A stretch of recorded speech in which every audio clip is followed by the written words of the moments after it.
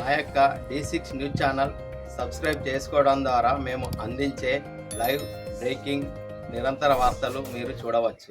ఒక పెద్ద కార్యక్రమం చేశాం, దాంట్లో మీరు కూడా పార్టిసిపేట్ చేశారు. తర్వాత Metpalli division and Metpalli headquarters నుంచి కొంచెం దూరంగా వెళ్ళి విలేజ్ ప్రాంతంలోకి వెళ్ళి మండల్ హెడ్ క్వార్టర్స్లలో ప్రత్యేకమైన కార్యక్రమాలు చేద్దామనే ఆలోచనలో మా బార్ ప్రెసిడెంట్ గారికి చెప్పడం జరిగింది. వారు కూడా అన్నారు, సార్ ఇమ్మీడియట్గా మనము ఇబ్రహీంపట్నము గవర్నమెంట్ జూనియర్ కాలేజీలో, తర్వాత కస్తూర్బా కాలేజీ ఉంది, కస్తూర్బా స్కూలు అండ్ కాలేజీ ఉంది, అక్కడ ఒక ప్రోగ్రామ్ చేద్దాం సార్ అని ఈ ప్రోగ్రామ్ ఇక్కడ అరేంజ్ చేయడం జరిగింది. ఇప్పటి వరకు మా న్యాయవాద మిత్రులందరూ కూడా వివిధ చట్టాలు చెప్పడం జరిగింది. దాంట్లో ముఖ్యంగా మా న్యాయవాద మిత్రులు చెప్పిన చట్టాలలో ఒక్కసారి రీక్యాప్ చేసుకుంటే, జేడి సుధాకర్ గారు జువెనైల్ జస్టిస్ యాక్ట్ గురించి చెప్పడం జరిగింది. వెంకట నరసయ్య గారు కాన్స్టిట్యూషన్లో మనకున్న ఫండమెంటల్ రైట్స్ కానీ, డిపిఎస్పి అంటే directive principles of state policy కానీ, తర్వాత సెపరేషన్ ఆఫ్ జ్యుడిషియరీ కానీ, తర్వాత లెజిస్లేచర్ అంటే ఎవరు, ఎగ్జిక్యూటివ్ అంటే ఎవరు, జ్యుడిషియరీ అంటే ఎవరు చెప్పడం జరిగింది. ఇదంతా రీక్యాప్చులేట్ చేస్తున్న 1 minute 1 to 2 minutes. ఇంకొక మిత్రులు రాజశేఖర్ గారు అద్భుతంగా మాట్లాడి బెట్టింగ్ యాప్ల గురించి కానీ, లోన్ యాప్ల గురించి కానీ, వాటి యొక్క నష్టాల గురించి సవివరంగా మీకు వివరించడం జరిగింది. అదేవిధంగా ప్రత్యేక ఆకర్షణగా నిలిచినటువంటి మరొక మిత్రులు, న్యాయవాద మిత్రుడు రామదాస్ గారు, మీరందరూ ఇంగ్లీష్ మీడియం స్టూడెంట్స్ కాబట్టి ఇంగ్లీష్లో మీకు అర్థమవుతుందనే ఉద్దేశంతో ఇంగ్లీష్లో స్పీచ్ ఇవ్వడం జరిగింది. తర్వాత మా రిటైనర్ లాయర్ వి శేఖర్ గారు మీ గురించి స్పెషల్గా ప్రత్యేకంగా ఎంవి యాక్ట్ గురించి చెప్పడం జరిగింది. తర్వాత దాంట్లో డ్రైవింగ్ లైసెన్స్ ఎలా పొందాలి, ఎలా అప్లై చేయాలి, తర్వాత ఇన్సూరెన్స్ని ఎలా అప్లై చేయాలి, డ్రంక్ అండ్ డ్రైవ్ చేయకూడదు అని కొన్ని వివరాలు మీకు చెప్పడం జరిగింది. అందులో భాగంగా శ్రీధర్ రెడ్డి గారు, రాజేందర్ గారు మాట్లాడడం కూడా జరిగింది. కొన్ని సైబర్ అఫెన్సెస్ గురించి చెప్పడం జరిగింది. ముఖ్యంగా ఇంకొక మంచి వక్త, మాటల మాంత్రికుడు వెంకటస్వామి గారు, వీళ్ళందరూ కూడా చాలా ఎంజాయ్ చేశారు ఆయన స్పీచ్ చేస్తూ ఉంటే. అప్పుడే కరెంటు పోయింది. వారు దాదాపుగా 5 నుంచి 8 నిమిషాలు టైం తీసుకున్న ఎన్డీపీఎస్ యాక్ట్ గురించి ఎన్నో విషయాలు మీకు వివరించడం జరిగింది. దాని తదనంతరం మా పబ్లిక్ ప్రాసిక్యూటర్ గారు ఆనంద్ గౌడ్ గారు డ్రగ్స్ యొక్క పరిస్థితులు ఎలా ఉన్నాయి, పట్టణాల నుంచి గ్రామీణ ప్రాంతాలకి ఏ విధంగా ట్రాన్స్ఫార్మేషన్ చెందింది అనే విషయాలు చెప్పడం జరిగింది. దాని తర్వాత మన dynamic officer Ibrahimpatnam police station SI గారు అనిల్ సార్, వారితో మాకు ప్రత్యేకమైన అనుబంధము ఎప్పటి నుంచో ఉంది. దాదాపు ఒక 5-6 సంవత్సరాల పరిచయం నుంచి ఉంది. వారు పోలీసు భాషలో, పోలీసు స్టైల్లో ఏం జరిగితే బాగుంటుంది, ఏం చేస్తే బాగుంటుంది అని ట్రాఫిక్ రూల్స్ గురించి కానీ, ర్యాగింగ్ గురించి కానీ, మొబైల్ యాప్స్ వినియోగంలో పాటించవలసిన పద్ధతుల గురించి కానీ, తర్వాత ఇప్పుడు నేర్చుకున్న సమాచారాన్ని, ఇన్ఫర్మేషన్ని స్ప్రెడింగ్ చేయడం, అంటే మనం ఒక్కలే తెలుసుకుంటే కాదు, మనతో పాటుగా మన తల్లిదండ్రులకు కానీ, మన బ్రదర్స్కి కానీ, సిస్టర్స్కి కానీ, మన ఫ్యామిలీ మెంబర్స్కి కానీ, మన విలేజర్స్కి కానీ చెప్పాలని మిమ్మల్ని ఉద్దేశించి ప్రసంగించడం జరిగింది. తర్వాత తర్వాత ముఖ్యంగా మీరందరూ గట్టిగా చప్పట్లు కొట్టిన వ్యక్తి అవర్ ప్రిన్సిపల్ సంజీవ్ గారు. అద్భుతంగా మాట్లాడి ఏ నేరం జరిగినా, ఏ క్రైమ్ జరిగినా దాని వెనుక బిహైండ్ 2 ఇష్యూసే ఉంటాయి. అది ఒకటి మనీ, 2 షీ. దాన్ని మనము అంటే కవి భాషలో చెప్పుకోవాలంటే మగువ అంటారు. మనీ, మగువ, ఈ రెండే. ఇంకా కొంచెము నేను కొంచెం దాన్ని యాడ్ చేస్తే ల్యాండ్ కూడా. మనకు కావాల్సింది మనీ, మగువ, ల్యాండ్. ఈ చుట్టే ప్రతి క్రైము ఈ చుట్టూనే తిరుగుతూ ఉంటుంది. ల్యాండ్ కోసం గొడవలు, డబ్బు కోసం గొడవలు, ఆడవాళ్ళ కోసం గొడవలు, ఇవే జరుగుతూ ఉన్నాయి. తదనంతరం మన బార్ ప్రెసిడెంట్ మోహన్ రెడ్డి గారు ఆయన చెప్పకనే చెప్తూ అన్ని విషయాలను ఒకసారి రీక్యాప్చులేట్ చేస్తూ మంచిగా చదువుకోవాలి, ఇక్కడ ఉన్న జరిగిన ఇన్సిడెంట్స్ అన్ని కూడా చెప్పడం జరిగింది. ఈ కళాశాల యొక్క అంటే జూనియర్ కాలేజ్ యొక్క ఇంపార్టెన్స్ దాదాపు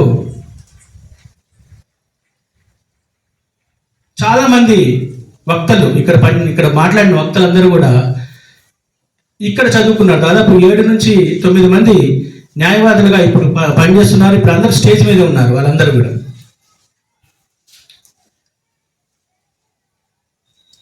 ఇంతమంది ఇన్ని చట్టాలు మీకు చెప్పినందుకు గాను ఒక్కసారి దయచేసి వారందరికీ కృతజ్ఞతగా మనము చెప్పలేదు.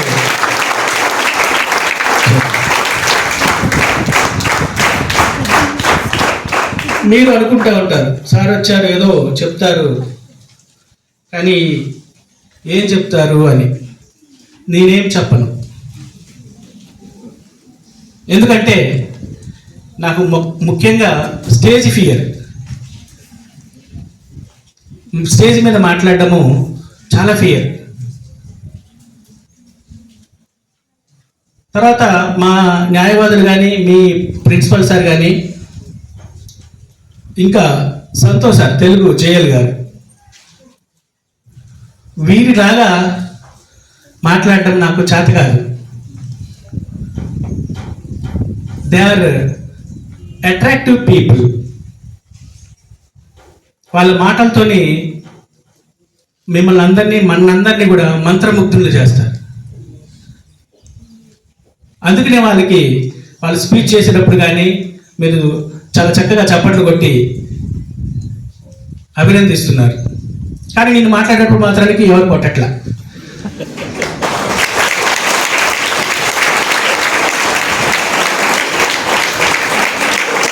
Thank you very much.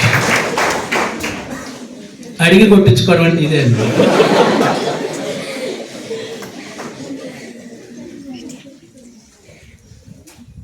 మా న్యాయవాదులందరూ కూడా చక్కగా చట్టాల గురించి వివరించడం జరిగింది. ఒకసారి రీక్యాప్చులేట్ కూడా చేయడం జరిగింది. నేను కొన్ని విషయాలు తమరి దృష్టికి నేను తీసుకురావాలని అనుకుంటున్నాను. దాంట్లో నేనేం చెప్పను, మీరే చెప్పాలి. అది న్యాయమా, ధర్మమా, అఫెన్స్ కాదా. మీ దగ్గర నుంచి నేను క్వశ్చన్స్ అడుగుతాను, మీ దగ్గర నుంచి ఆన్సర్స్ వస్తాయి. మీరే నాకు లా చెప్పాలి. లా నేను చెప్పడం కాదు, మీ చేతనే నేను నాకు చెప్పించుకుంటాను. నాకే కాదు, మా అందరికి చెప్పించుకుంటాను. ముఖ్యంగా ఫర్ ఎగ్జాంపుల్ ఎంఈ యాక్ట్ తీసుకుందాం. మోటార్ వెహికల్స్ యాక్ట్ అని అంటారు. అది 1988లో పెట్టారనమాట. మనకు వచ్చింది 1988 ఎంఈ యాక్ట్ అంటారు. దాంట్లో అంతకుముందు ఫర్ ఎగ్జాంపుల్ ఏదైనా రోడ్ యాక్సిడెంట్ జరిగితే విక్టిమ్ ఎవరైతే ఇంజూర్డ్ ఉంటారో, ఎవరైతే దెబ్బలు తగిలి ఉన్నారో, ప్రాణాపాయ స్థితిలో ఉన్నారో వారిని హాస్పిటల్కి మనము ట్రాన్స్పోర్ట్ చేయాలి, హాస్పిటల్కి పంపించాలి లేదా తీసుకుపోవాలి. అది మన కనీస బాధ్యత. అంతేగాని అటు చూసుకుంటూ పోతున్నారు చాలామంది. ఇప్పుడు ఈ మధ్యలో ఏమైందంటే వీడియో కూడా తీసి వీడియోలు పెడుతున్నారు తప్ప వాడిని తీసుకోవట్లా. వాడికి కావాల్సింది ఫస్ట్ ఎయిడ్ లేదా మెడికల్ ట్రీట్మెంట్ ఇమీడియట్గా. ఒక క్షణం లేట్ అయినా ఆ ప్రాణం పోయే పరిస్థితి వస్తుంది. అంతకుముందు ఏం చేశారంటే, ఇట్లా రోడ్డు యాక్సిడెంట్ అయిన వ్యక్తుల్ని ట్రాన్స్పోర్ట్ చేసి ఎవరో నాకు లాంటి వాళ్ళు, మీకు లాంటి వాళ్ళు, నాకు లాంటి వాళ్ళు కాదు, మీరు చాలా బెస్ట్ స్టూడెంట్స్ కాబట్టి మీకు లాంటి వాళ్ళు ఒక వ్యక్తి యాక్సిడెంట్ అయిన వ్యక్తిని ట్రాన్స్పోర్ట్ చేసి హాస్పిటల్కి తీసుకెళ్లారు. అప్పుడు ఉన్న పరిస్థితులు ఏంటంటే, హాస్పిటల్లో డబ్బులు కట్టాలి. ఇతన్ని అడిగేవాళ్ళు. ఇతను థర్డ్ పర్సన్, ఏదో మనం పోతుంటే యాక్సిడెంట్ అయింది, అయ్యో పాపం అని చెప్పేసి మనం తీసుకెళ్ళిన వ్యక్తులు మన అడుగుతారు డబ్బులు. డాక్టర్స్ లేదా హాస్పిటల్ యాజమాన్యం, నువ్వు తీసుకొచ్చావు కదా, డబ్బులు కట్టు, 10,000 కట్టు, మీరు జాయిన్ చేసుకుంటాము, ట్రీట్మెంట్ స్టార్ట్ చేస్తామని. రెండవది ఏంటంటే పోలీసు లేదా ఇంకా అదర్ డిపార్ట్మెంట్స్, నువ్వు తీసుకొచ్చావు కదా, నువ్వే కంప్లైంట్ ఇవ్వు అని అంటే, అప్పుడు మనకి అనిపించేది అంటే, అరే నేను తీసుకోవడం ఏంది, ఈ పోలీసులు నన్ను అడగడం ఏంది, వాళ్ళకు డబ్బులు నేను కట్టడం ఏంది అని చెప్పేసి తర్వాత ఫస్ట్ జరిగింది అట్లా తీసుకెళ్ళడము. తర్వాత కొన్ని ఇన్సిడెంట్స్ వల్ల ఎవరు పట్టించుకోవడం మానేశారు. అంటే ఇన్సిడెంట్ జరిగితే ఇదెందుకులే, నాకెందుకులే, నాకు అవసరమా అని పట్టించుకోవడం మానేశారు. అది దృష్టిలో ఉంచుకొని ఇదంతా చాలా దూరం పోయింది. 2016లో 2016 honourable supreme court save life foundation versus union of India అనే కేసులో తీర్పు చెప్పింది. ఏమనంటే, ఎవరైతే అలా హెల్ప్ చేస్తారో, యాక్సిడెంట్ అయిన వ్యక్తిని ఇమ్మీడియట్గా హాస్పిటల్కి తీసుకెళ్ళి ట్రీట్మెంట్ ఇప్పిస్తారో వారిని ఎటువంటి క్వశ్చన్స్ వేయకూడదు. వారు ఓన్లీ ఆ ఇన్సిడెంట్ అయిన వ్యక్తికి హెల్ప్ చేయడానికి వచ్చిన వాళ్ళు. తర్వాత వారి నుంచి మెడికల్ యాజమాన్యం కానీ మెడికల్ హాస్పిటల్స్ సంబంధించిన వాళ్ళు కానీ డబ్బులు అడగకూడదు. వచ్చిన వ్యక్తికి వెంటనే ఇమీడియట్గా ఫస్ట్ ఎయిడ్ ట్రీట్మెంట్ చేయాలి వితౌట్ ఆస్కింగ్ ఎనీ అమౌంట్ అని చెప్పి 2016లో సుప్రీంకోర్టు వారు నిర్ణయించారు. చూసారా అంత దూరం పోయిందో? అంత దూరం పోయింది. మన పక్కనోడికి దెబ్బ జరిగితే మన సహాయం ఎందుకు చేస్తాము, ఎందుకు చేయాలి అన్న ఆలోచనలో సుప్రీంకోర్టు దాకా పోతే సుప్రీంకోర్టు వారు 2016లో ఆ తీర్పు ఇవ్వడం జరిగింది. దాన్ని అనుసరించి సుప్రీంకోర్టు వారి ఆదేశాలను అనుసరించి 2019లో మోటార్ వెహికల్స్ యాక్ట్కి సవరణలు చేయడం జరిగింది. అమెండ్మెంట్ చేశారు. అమెండ్మెంట్ చేసి సెక్షన్ 139A క్యాపిటల్ ఏని ఇంట్రడ్యూస్ చేశారు. ఇంట్రడ్యూస్ చేసి దాంట్లో చెప్పిన విషయం ఏంటంటే, ప్రతి వ్యక్తి యాక్సిడెంట్ అయిన తర్వాత గుడ్ సమారిటన్గా ఉండాలి. అంటే యాక్సిడెంట్ అయిన వ్యక్తిని ఇమ్మీడియట్గా ఏది ఉంటే అది దాని ద్వారా ఇమ్మీడియట్గా అతన్ని షిఫ్ట్ చేయాలి హాస్పిటల్కి షిఫ్ట్ చేసిన వ్యక్తి ఆ వ్యక్తికి సంబంధించిన ఇన్సిడెంట్ అయిన వ్యక్తికి సమాచారం ఇచ్చేసి వాళ్ళ రిలేషన్స్కి, వాళ్ళ క్లోజ్ రిలేటివ్స్కి ఎవరైతే చెప్పారో వాళ్ళకి, లేదా అక్కడ షిఫ్ట్ చేసేసి ఆయన దారి ఆయన వెళ్ళిపోవచ్చు. అతను ఎటువంటి ఇబ్బందికి గురి చేయొద్దు. అమ్మాయి కానీ అబ్బాయి కానీ ఎవరైనా షిఫ్ట్ చేస్తారో వాళ్ళు ఎటువంటి ఇబ్బందులకి గురి చేయొద్దు అని చెప్పేసి ఆ చట్టంలో, ఆ సెక్షన్లో section 139 capital A of motor vehicle act 1988 2019లో ఈ అమెండ్మెంట్ ద్వారా దాన్ని ఇంట్రడ్యూస్ చేయడం జరిగింది. ఇది మంచిదా చెడ్డదా? మంచిదే. ఇంకొక చిన్న క్వశ్చన్ మీరే చెప్పాలి నాకు. మనము స్టూడెంట్స్ కాబట్టి మీకోసం కొన్ని క్వశ్చన్స్, అంటే మీకు ఉపయోగపడేవి, నేను బయట చాలా మాట్లాడుతూ ఉంటాము కానీ మీకు ఉపయోగపడేవి నేను మీతో డిస్కస్ చేద్దామని అనుకుంటున్నాను. మనం ఎగ్జామ్స్ రాసాము. ఇంటర్మీడియట్ ఫస్ట్ ఇయర్ రాసాము, సెకండ్ ఇయర్ రాస్తున్నాము. ఎగ్జామ్స్ రాసాము. మనం ఎగ్జామ్స్ రాసిన తర్వాత ఆన్సర్ షీట్స్ ఉంటాయి. ఆన్సర్ షీట్స్ని మనం చూసుకోవడానికి అవకాశం ఉందా? కాపీని చూసుకోవడానికి అవకాశం ఉందా లేదా? ఉందనేటోళ్ళు ఎంతమంది చేతులు? బాయ్స్ ఉందంటున్నారు, వాళ్ళకే తెలుసు బాగా, ఎందుకంటే వాళ్ళకి తక్కువ మార్కులు వస్తాయి కాబట్టి వాళ్ళే తీసుకొని చూస్తూ ఉంటారు. గర్ల్స్ ఎవరికి తెలియదు. మనము ఎగ్జామ్ పేపర్ని రాసిన తర్వాత దాని యొక్క పేపర్ యొక్క కాపీని మనము తీసుకునే హక్కు మనకు ఉంటుంది. ఏ చట్టం ప్రకారం ఉంటుంది అది? ఎవరికైనా తెలుసా?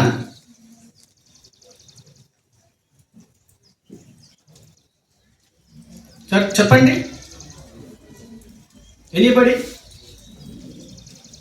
మీరు మాట్లాడవద్దు, మీతోనే చెప్పిస్తాను. 2005లో ఒక చట్టం వచ్చింది. అదేం చట్టము? Right to information act. అవునా కదా? 2005లో వచ్చింది, 2005. రైట్ టు ఇన్ఫర్మేషన్ యాక్ట్ కింద మనము రాసిన ఆన్సర్ షీట్స్ మార్క్స్ వేస్తారు కదా. మార్క్స్ ఎన్ని వేశారు? మన క్వశ్చన్కి 10 మార్క్స్ క్వశ్చన్ అనుకుందాం. 10 మార్క్స్ క్వశ్చన్కి 8 మార్క్స్ వచ్చాయి. 8 ఎందుకు వచ్చాయి, 8 మార్క్స్ ఎందుకు వేశారు అనేది కరెక్షన్ చేసిన పేపర్ని మనము పొందే హక్కు ఏ చట్టం ఇస్తుంది మనకి? రైట్ టు ఇన్ఫర్మేషన్ యాక్ట్ 2005 ఇస్తుంది.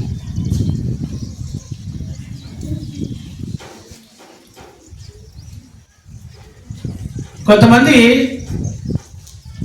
2005లో వచ్చినప్పటికీ కూడా కొంతమంది ఇవ్వలే. ఎట్లా ఇస్తాం, ఇది మాది, మేము వేసింది కాన్ఫిడెన్షియల్ ఉంటుంది, మేము 10 మార్క్స్కి 8 మార్క్స్ వేస్తాము, మేము ఇష్టం వచ్చినట్టు మార్క్స్ వేస్తాము, మేము ఎందుకు ఇస్తామని రెఫ్యూజ్ చేశారు. రెఫ్యూజ్ చేస్తే 2011లో 2011లో మళ్ళీ సుప్రీంకోర్టు వారు సిబిఎస్ఈ వర్సెస్ ఆదిత్య బందోపాధ్యాయ అనే కేసులో, CBSE central board CBSE versus Bandopadhyay అనే కేసులో నో, ఇది పిల్లల యొక్క ప్రాథమిక హక్కు, వారు అడిగిన వెంటనే వారి ఆన్సర్ షీట్స్ని కాపీని ఇవ్వాలి అని తీర్పిచ్చింది. దానికి సంబంధించిన ఫీజు ఉంటుంది, 10 రూపీస్ 20 రూపీస్ అట్లా, పేపర్కి 2 రూపీస్ చొప్పున. మనం 10 పేపర్స్ రాస్తాము, మళ్ళీ జిరాక్స్ తీయాలి కదా, ఆ జిరాక్స్ ఖర్చులు మాత్రం మనం భరించుకోవాలి. 2 రూపీస్ పర్ పేజ్ అట్లా దానికి ఒక సిస్టమ్ ఉంటుంది. దాని ప్రకారం మనకి ఇవ్వాలి అని చెప్పేసి కళాశాల యాజమాన్యాన్ని ఆదేశించడం జరిగింది. ఇప్పుడు మనం కొంచెం ఇట్లా డైవర్ట్ అవుతే మన ప్రజాస్వామ్య వ్యవస్థలో పోలీసుల పాత్ర చాలా చాలా ఉన్నతమైంది. వారు శాంతి భద్రతలను కాపాడడంలో కానీ వారే ముందుంటారు. కాకపోతే ఒక పౌరుడిగా నేను ఎలా వ్యవహరించాలి పోలీసుతోని, ఒక పౌరుడిగా నేను పోలీసుతోని ఎలా మాట్లాడాలి, వారు వచ్చినప్పుడు ఏ విధంగా చేయాలి, ఏ విధంగా గౌరవించాలి, తర్వాత అట్ ద సేమ్ టైం నా యొక్క రైట్స్ని ఎలా విధంగా కాపాడుకోవాలి, ఇవి మనకి తెలవాలి. యాజ్ ఎ స్టూడెంట్గా మనకి కంపల్సరీగా తెలవాల్సిన విషయాలు ఉన్నాయి. మీకు తెలుసో లేదో, దాదాపు సంవత్సరం క్రితము 2024లో మనకి పేపర్లలో చదువుతూ ఉంటే అర్థమవుతూ ఉంటుంది, కేంద్ర ప్రభుత్వము ఒక కొత్త 3 చట్టాలని తీసుకొచ్చింది. చెప్పగలరు ఎవరైనా? ఐపీసీని రద్దు చేస్తూ, సిఆర్పిసిని రద్దు చేస్తూ, ఎవిడెన్స్ యాక్ట్ని రద్దు చేస్తూ ఇదే నెలలో జూలై 2024 జూలై 1 నుంచి ఒక కొత్త 3 చట్టాలని ఇంట్రడ్యూస్ చేసింది కేంద్ర ప్రభుత్వం, రాష్ట్ర ప్రభుత్వాలు. అవేం చెప్పగలరా? ఎవరైనా ఎనీబడి షార్ట్ చెప్పినా చాలు, ఒక్క చట్టం చెప్పినా చాలు. అందుకునే లీగల్ లిటరసీ క్యాంప్స్ పెడుతున్నాం మేము. చట్టాలు చేసేస్తున్నారు, పేపర్లో కూడా వస్తుంది, చదువుతున్నాము, మర్చిపోతున్నాం. కాకపోతే పుష్ప 2లో డైలాగ్ మాత్రం మర్చిపో. అవునా కదా? రప్ప రప్ప అనుకుంటా, అవునా కదా? అది మర్చిపో. ఇది మర్చిపోతున్నాం. ఫస్ట్ చట్టము భారతీయ న్యాయ సంహిత బిఎన్ఎస్. సెకండ్ చట్టము భారతీయ న్యాయ సురక్షా సంహిత బిఎన్ఎస్ఎస్. మూడో చట్టము భారతీయ సాక్ష్య అధినియం. కొత్త కొత్తగా అనిపిస్తున్నాయి మాటలు కదా, సంస్కృతంలో ఉన్నాయి అవి. మనకు తెలుసు బాగా, ఐపీసీ అంటే బాగా గుర్తు. మర్డర్ జరిగితే సెక్షన్ ఎంత? ఎవరైనా చెప్పగలరా? ఐపీసీలో ఎంత? ఒక మర్డర్ జరిగింది, మనం సీరియల్ చూస్తూ ఉంటాం కదా, సినిమాలు కానీ సీరియల్ కానీ, మర్డర్ జరిగితే 302 అఫెన్స్ అంట. చీటింగ్ని 420. ఈ మధ్యలో అంతకుముందు నాకు తెలిసిందంటే మనుషుల్ని వాడితో మాట్లాడితే వారు 420 గాడు అనేవాడు. అంటే అంత లోపలికి వచ్చేసింది, మన ప్రజల్లోకి వచ్చేసింది ఆ సెక్షన్ 420 అనేది, చీటింగ్ అనేది. ఐపీసీని రద్దు చేస్తూ మనకి భారతీయ న్యాయ సంహిత అనేది ప్రవేశపెట్టడం జరిగింది. 3 చట్టాలు. అది దయచేసి ఒకసారి చదవండి, ఒకసారి అబ్జర్వ్ చేయండి ఈ రోజు నుంచి. ఎందుకంటే అది సంవత్సరం అవుతుంది మనకు వచ్చేసి, కొత్త సెక్షన్స్, కొత్తవి. ఆ పోలీసు వారికి కానీ, మాకు కానీ, న్యాయవాదులకు కానీ ఇంకా లెర్నింగ్ చేస్తున్నాం దాంట్లో కొత్తగా ఏమేముంది, కొత్త ప్రొవిజన్స్ అని. Even though we have knowledge, but ఇంకా కొంచెం తరవుగా వెళ్తున్నాం. అందులో మీకు ఉపయోగపడేది, మనందరికి ఉపయోగపడేది ఒకటి ఉంది, ఆ ప్రొవిజన్ చెప్తాను. ఎవరైనా విన్నారా 0 ఎఫ్ఐఆర్ అంటే ఏంటో? మీరెవ్వరు కూడా పేపర్లో చదవట్లేదు, పుస్తకాలను చదువుతున్నారా? లేదు, చదువుతున్నారు. ఎందుకంటే రాష్ట్ర స్థాయిలో ర్యాంకులు వచ్చాయంటే పుస్తకాలు చదువుతున్నారు. 0 ఎఫ్ఐఆర్. 0 ఎఫ్ఐఆర్ అంటే ఏంటి? ఎఫ్ఐఆర్ ముందు 0 పెడితే 0 ఎఫ్ఐఆర్. అవునా? 0 ఎఫ్ఐఆర్ అంటే ఎప్పుడైతే మనకి ఇబ్బంది కలుగుద్దో, ఏదన్నా అఫెన్స్ జరుగుద్దో, అఫెన్స్ జరగడానికి అవకాశం ఉందో, ఇమ్మీడియట్గా మనకి గుర్తొచ్చే వ్యక్తులు పోలీసు వారు. పోలీస్ స్టేషన్కి వెళ్ళాలి. వెళ్ళినప్పుడు అక్కడ మనము కంప్లైంట్ చేస్తాము పోలీస్ దగ్గర.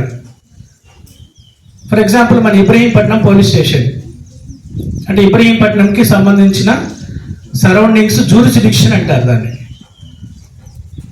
ఆ జూరిస్డిక్షన్ వరకు వారి అధికారంలో ఉంటుంది. జూరిస్డిక్షన్ దాటిన వెంటనే మెట్పల్లి వస్తుంది. మెట్పల్లి పోలీసు వారు అక్కడ అధికారంలో ఉంటారు. అంటే ఏదైతే ఇన్సిడెంట్ జరుగుద్దో వారు,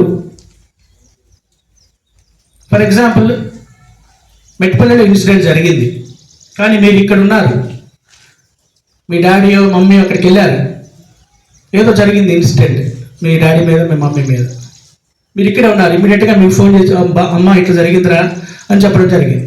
మీరు ఇమీడియట్గా పోలీస్ స్టేషన్కి పోవాలి. వాళ్ళకి పోయే అవకాశం ఉండకపోవచ్చు అక్కడ. అప్పుడు మీరు ఇమీడియట్గా మీకు దగ్గరలోని పోలీస్ స్టేషన్కి వెళ్ళి అక్కడ మీరు కంప్లైంట్ని రిజిస్టర్ చేయొచ్చు.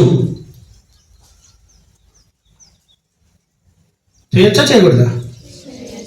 ఎవరు చెప్పారు అది చేయొచ్చు అని?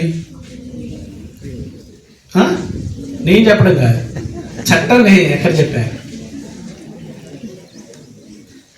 ఎక్కడ చెప్పారు ఆ చట్టంలో?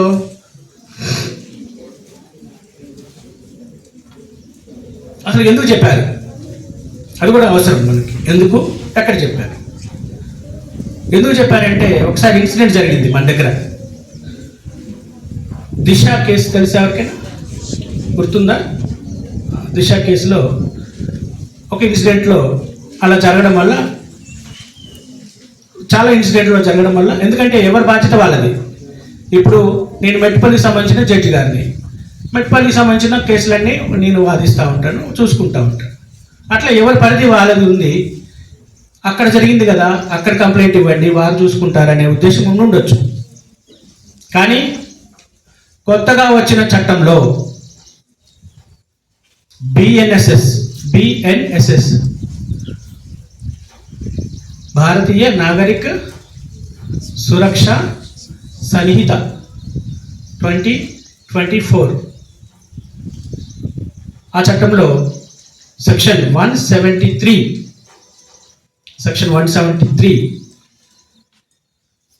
క్లియర్గా మనకి రిజిస్టరింగ్ ఆఫ్ జీరో ఎఫ్ఐఆర్ అని ఉంటుంది. జీరో ఎఫ్ఐఆర్ అంటే ఇక్కడ నమోదు చేసి మీ కంప్లైంట్ ఇక్కడ తీసుకొని ఇక్కడ రిజిస్టర్ చేసి వారే, ఆ పోలీసు వారే సంబంధిత పోలీస్ స్టేషన్కి పంపిస్తారు. అర్థమవుతుందా?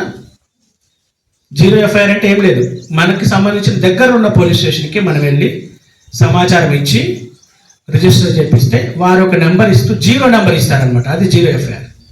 దానికి నెంబర్ ఇవ్వరు, 123, 140 అట్లా నెంబర్లు ఇవ్వరు. ఏ పోలీస్ స్టేషన్కి వస్తుందో వారు ఎంక్వైరీ చేసుకొని, పలానా ఏరియాలో మట్టిపల్లి పోలీస్ స్టేషన్కి వస్తుంది, ఇమీడియట్గా పోలీస్ వారికి అలర్ట్ చేసి ఇక్కడ ఒక రిజిస్టర్ చేసి ఈ ఎఫ్ఐఆర్ కాపీని అక్కడికి పంపిస్తారు. అక్కడ మనకి నెంబర్ అవన్నీ వస్తాయి. అంటే మనకి ఎంత ఈజీ చేస్తారు అంటే, అంతకుముందు పలానా ఏరియాలో జరిగిందా, ఆ పోలీస్ స్టేషన్ ఎవరి పరిధిలోకి వస్తుంది, ఇవన్నీ మన సామాన్య మానవులకు అర్థం కాదు, తెలియదు.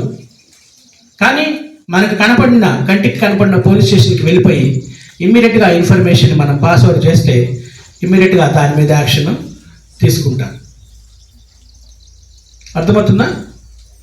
173 మళ్ళీ అడుగుతా నేను, లాస్ట్ బెంచ్ ఎవరైతే మొబైల్స్ చూస్తున్నారో వాళ్ళకి చెప్తున్నా. 173 ఆఫ్ బిఎన్ఎస్ఎస్.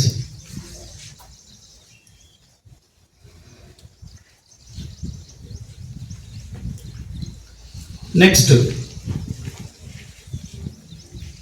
ఫర్ ఎగ్జాంపుల్ మనం పోలీస్ స్టేషన్కి వెళ్ళాలి. మన పోలీసు వారు చాలా చాలా మంచి వాళ్ళు, కాకపోతే కొంతమంది గురించి నేను మాట్లాడుతున్నాను. మనం పోలీస్ స్టేషన్కి వెళ్ళాం, కంప్లైంట్ తీసుకోండి.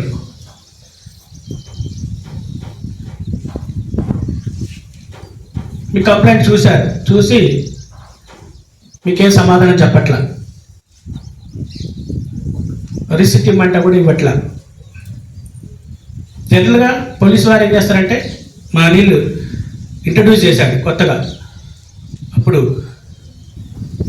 పోలీస్ స్టేషన్లోనే ఒక దాన్ని ఏమంటారు, మనం ఫస్ట్ వచ్చే ఒక డెస్క్ పెట్టి అక్కడ ఉమెన్ కౌంటర్ పెట్టేసి రిసెప్షన్ సెంటర్ పెట్టి అక్కడ ఒక మెన్ కానిస్టేబుల్, ఒక ఉమెన్ కానిస్టేబుల్ పెట్టి వచ్చిన వాటిని వచ్చినట్టుగా తీసుకొని వాటికి రిసిప్ట్ ఇస్తారు ఇమీడియట్గా.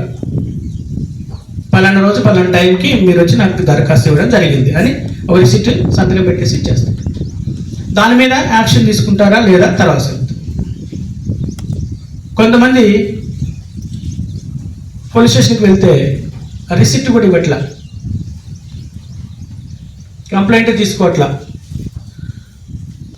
10 సార్లు తిరుగుతాం, 2 సార్లు తిరుగుతాం, 3 సార్లు తిరుగుతాం, ఎన్నిసార్లు తిరిగినా కూడా దానికి రెస్పాన్స్ లేదు. దెన్ ఏం చేయాలి మనము? నెక్స్ట్ స్టెప్ ఏంటి?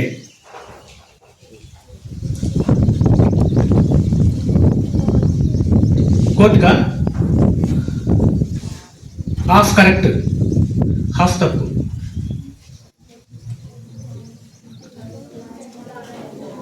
అదే సెక్షన్లో సెక్షన్ 173 సబ్ క్లాస్ 3లో ఏం చెప్పారంటే, కోర్టుకి వచ్చే ముందు ఎవరైతే పోలీస్ అధికారి కానీ పోలీస్ స్టేషన్లో కానీ నిరాకరిస్తున్నారో కంప్లైంట్ తీసుకోవడానికి, మన కంప్లైంట్ తీసుకోవడానికి, ఆ కంప్లైంట్ కాపీని సంబంధిత ఎస్పీ గారు జగిత్యాల ఎస్పీ గారికి పంపించాలి. ఎట్లా పంపించాలి? Through registered post. ఏమని రాయాలి? దాని మీద పైన అడ్రస్ తెలుసు కదా, copy to address superintendent of police Jagtial district వెళ్ళిపోద్ది.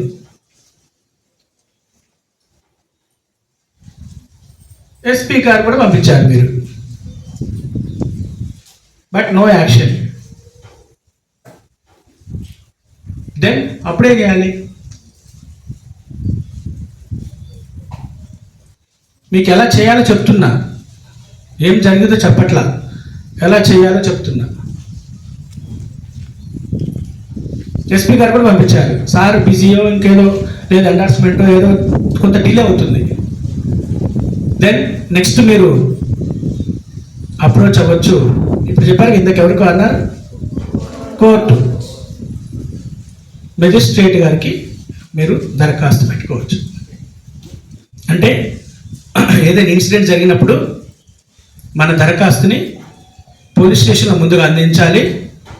వారు తిరస్కరిస్తే, లేదు వారు దాని మీద యాక్షన్ తీసుకోకపోతే నెక్స్ట్ సంబంధిత ఎస్పీ గారికి ఇంటిమేట్ చేయాలి త్రూ రిజిస్టర్ పోస్ట్.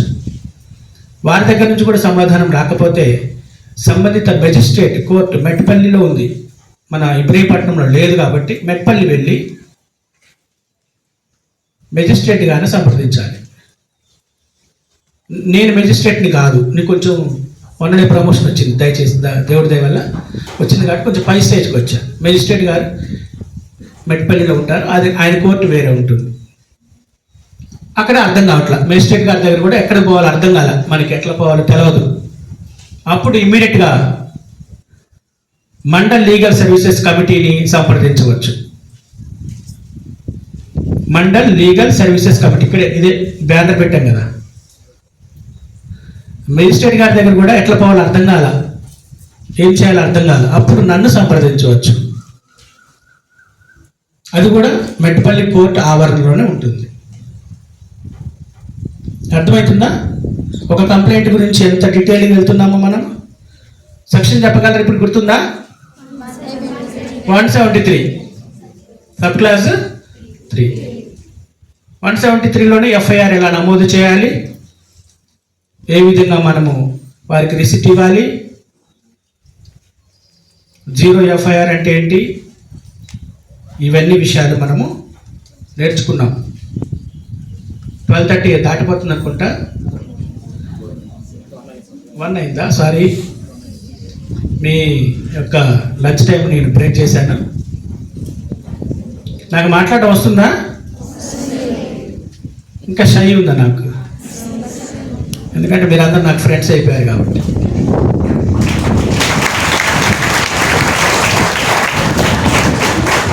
చాలా ఉన్నాయి. మిమ్మల్ని ఎడ్యుకేట్ చేయడం కొరకు రాత్రి అంతా నేను ఎడ్యుకేట్ అయ్యా.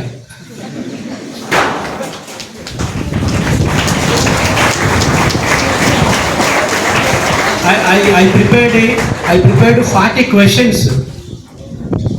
questions తయారు చేశాను రాత్రి కూర్చొని. Time 1:30 to night.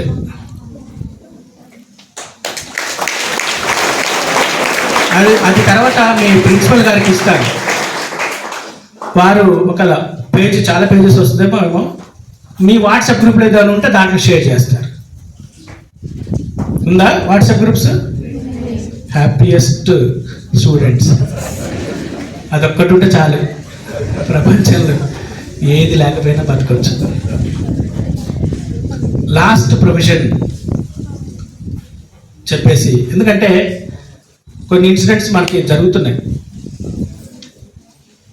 ఇందాక మన ఆఫీసర్స్ అందరూ చెప్పారు, సైబర్ నేరము,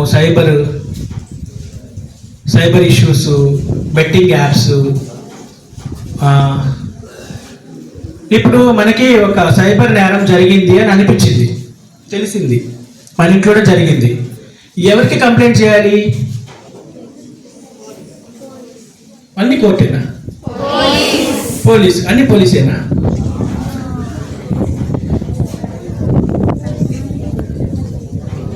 ఆ నెంబర్ రాసుకోండి, 1930.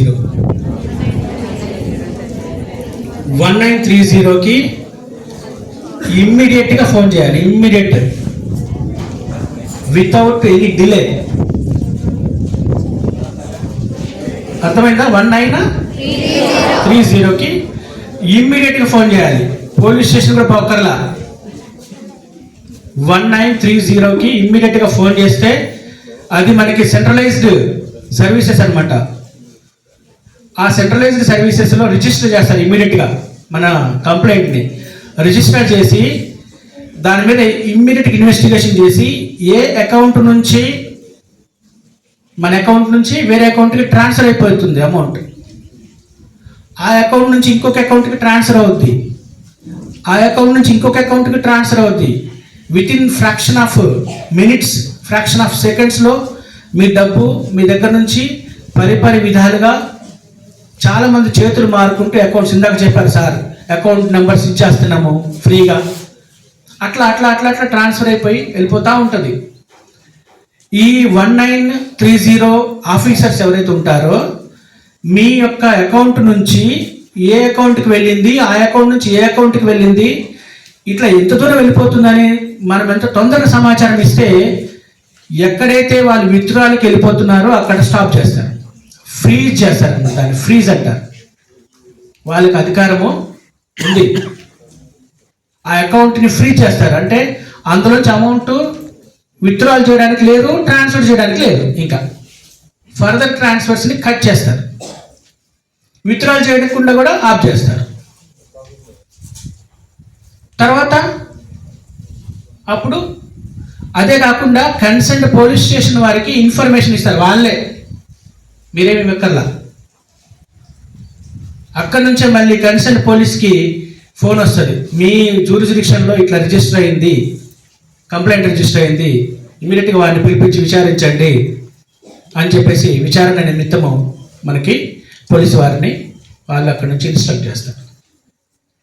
మీ దృష్టికి ఎప్పుడైనా వచ్చిందో ఏదైతే సైబర్ క్రైమ్ జరుగుతుంది, సైబర్ నేరం జరుగుతుంది, నా అకౌంట్ నుంచి డబ్బులు మిస్ అవుతున్నాయి, లేదు నా పక్కన వాళ్ళ ఇంట్లో అకౌంట్లో వచ్చి డబ్బులు మిస్ అవుతున్నాయి అనే సమాచారం మీకు వచ్చిందో ఇమీడియట్గా మీరు చేయాల్సిన పని ఏంటి? 1930కి ఇన్ఫర్మేషన్ ఇస్తూ ఇమీడియట్గా దాన్ని ఆఫ్ చేయడం జరుగుతుంది. నా దగ్గర నేను మెజిస్ట్రేట్గా వర్క్ చేసేటప్పుడు చాలా కేసులు పడ్డాయి ఇట్లా అన్ఫ్రీజ్ చేయడానికి. అంటే బెనిఫిషరీకి సంబంధించిన ఎవరైతే నష్టపోయారో ఆ డబ్బులు తెచ్చుకోవడానికి మళ్ళీ మెజిస్ట్రేట్ గారి పర్మిషన్ అవసరం. అప్పుడు కన్సర్న్ పోలీస్ వారు మా దగ్గర పిటిషన్స్ వేసేవారు. ఇమీడియట్గా మేము ఆ పిటిషన్స్ని అలౌ చేస్తూ ఆ కన్సర్న్ బెనిఫిషరీ ఎవరైతే నష్టపోయారో వారికి ఎంతైతే డబ్బు అందులో మనం ఇచ్చిన ఇన్ఫర్మేషన్ బట్టే మన డబ్బు రికవరీ ఉంటుంది. గుర్తుపెట్టుకోండి, ఎప్పుడైనా మనం ఎంత తొందరగా ఇన్ఫర్మేషన్ ఇస్తే అంత తొందరగా మనము వాళ్ళు ట్రేస్ అవుట్ చేస్తారు. వాళ్ళకు కూడా కొన్ని లేయర్స్ ఉంటాయి, 1 2 3 4 లేయర్స్ ఉంటాయి. అంటే అంతవరకే వాళ్ళు పట్టుకోగలరు, ఎండ్ ఆఫ్ ది టైం పట్టుకోలేరు, ఎండ్ మూమెంట్ పట్టుకోలేరు. అంటే మనం తొందరగా రియాక్ట్ అయ్యి రెస్పాండ్ అయ్యి ఇమీడియట్ సమాచారం ఇస్తే ఆ 3-4 లేయర్స్ దగ్గర కూడా స్టాప్ చేసి మనకి ఇన్ఫర్మేషన్ ఇస్తారు. తర్వాత మెజిస్ట్రేట్ గారి దగ్గర నుంచి మనము మళ్ళీ ఆర్డర్స్ తెచ్చుకొని మన డబ్బులు మళ్ళీ రికవర్ చేసుకోవడానికి అవకాశం ఉంది. చేయగలరా? చెప్పగలరా? చెప్తారని ఆశిస్తూ ఇంత చక్కటి ప్రోగ్రామ్ని అరేంజ్ చేసినటువంటి కళాశాల ప్రిన్సిపల్ గారికి, ముఖ్యంగా మా బార్ అసోసియేషన్ మెంబర్స్ అందరికీ ధన్యవాదాలు చెప్పుకుంటూ, ఇంత ఓపికగా, ఇంత చక్కగా, ఇంత డిసిప్లిన్గా నేను చూసాను చాలామంది పిల్లల్ని, ఇంత డిసిప్లిన్ అయితే ఎవరు లేరు. నేనైతే ఇంటర్మీడియట్లో ఇంత డిసిప్లిన్గా అయితే లేనే లేదు.